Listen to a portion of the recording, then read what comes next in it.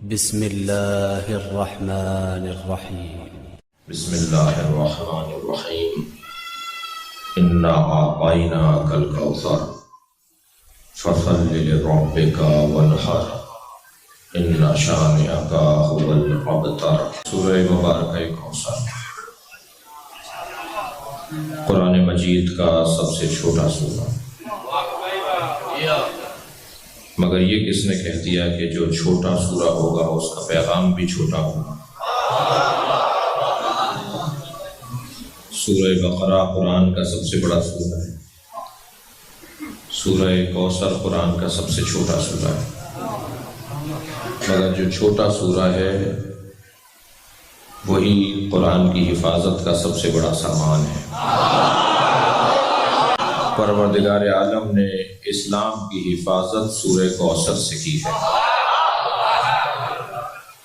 میں سورہ کوثر کہوں یا فاطمہ زہرا کہوں، قرآن میں سیدہ کا نام کوثر رکھا ہے، اور کوثر کا میری اور آپ کی زبان میں ترجمہ ہوتا ہے خیر مطلق، خیر ہی خیر۔ پھول جس سمت سے بھی دیکھا جائے پھول دکھائی دیتا ہے، سیدہ جس سمت سے دیکھی جائیں خیر دکھائی دیتی ہے۔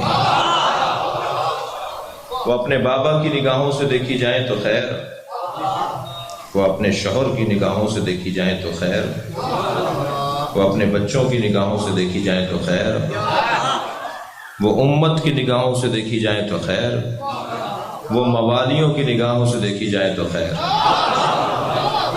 صحیح ہے، خیر مطلق سیدہ کا وجود۔ قرآن مجید میں پروردگار عالم نے یوں تو سیدہ کی عظمت پر پورے سورے نازل کیے ہیں۔ سورہ دہر تو سیدہ کی شان میں پورا قصیدہ ہے۔ اگر میں یوں کہوں کہ قرآن کی ہر آیت سیدہ کی شان میں ایک مصرعے کے طور پر ہے، اور جب کوئی کلام کہا جاتا ہے تو اس کا مطلب بھی ہوتا ہے، اس کا مقطع بھی ہوتا ہے۔ شاعر حضرات تشریف فرما ہے، جب شاعر کلام کہتا ہے تو شعر کا کلام کا وہ پہلے مطلع کہتا ہے، اور جب اپنا کلام مکمل کرتا ہے تو اس کا مقطع بھی کہتا ہے۔ اللہ نے قرآن مجید کو اہل بیت کی شان میں نازل کیا ہے، اس کا مطلع کیا ہے اور اس کا مقطع کیا ہے؟ اہل بیت کی شان میں نازل ہونے والے کلام کا مطلع ہے بسم اللہ الرحمن الرحیم،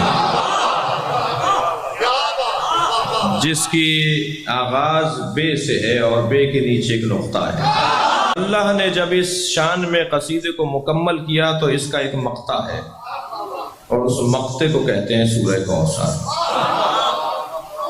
اِنَّا أَعْطَيْنَاكَ الْكَوْثَرَ، اے میرے حبیب ہم نے تمہیں خیر ہی خیر فاطمہ عطا کر دی۔ اب میری مشکل اور آپ کی مشکل یہ ہے کہ ہمارے جو مخالفین ہیں وہ در حقیقت ہمارے مخالف نہیں ہیں، وہ اہل بیت کے مخالف ہیں، اس لیے کہ جہاں بھی اہل بیت کے فضائل کی بات آتی ہے انہیں مختلف معنی یاد آتے ہیں۔ ہم نے کہا من کنت مولا فہذا علی مولا، نبی نے فرمایا میں جس کا مولا علی اس کا مولا، تو کہنے لگے مولا کے یہ معنی نہیں ہے وہ معنی ہے۔ ہم نے کہا کہ اللہ نے قرآن میں سیدہ کو کوثر کہا ہے، تو کہنے لگے کوثر کے یہ معنی نہیں ہے، کوثر کے معنی ہے حوض کوثر، پانی کا ذخیرہ۔ تو جہاں بھی اہل بیت کے فضائل آتے ہیں وہاں انہیں لغت یاد آ جاتی ہے، انہیں وہاں پر اور معنی اور مفہوم یاد آ جاتے ہیں۔ ہمیں تو صرف ایک ہی معنی نظر آتا ہے، ہم تو جہاں عظمت دیکھتے ہیں وہاں اہل بیت کو دیکھتے ہیں۔ ہمارے نزدیک تو جہاں کمال ہے وہاں اہل بیت ہے، اور جہاں اہل بیت ہے وہاں کمال ہے۔ ویسے بھی یہ طے اللہ نے کیا ہوا ہے، جہاں عظمت ہے وہاں اہل بیت ہے، جہاں فضیلت ہے وہاں اہل بیت ہے۔ جی ہم جب فضیلتوں کی بات کرتے ہیں تو کہتے ہیں کہ کوئی اور ذکر کرو۔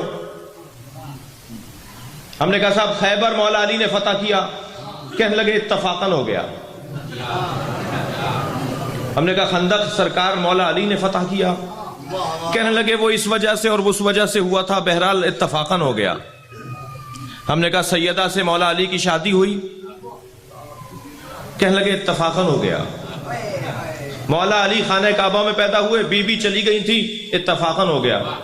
تو میں نے الجھ کے کہا کہ جب سارے کمالات نے علی پر اتفاق کر لیا ہے تو تم علی پر اتفاق کیوں نہیں کرتے؟ آپ ہمارے لیٹسٹ ویڈیوز کے بارے میں جاننا چاہتے ہیں تو ہمارے چینل کو سبسکرائب کریں اور بیل آئیکن کو پریس کریں.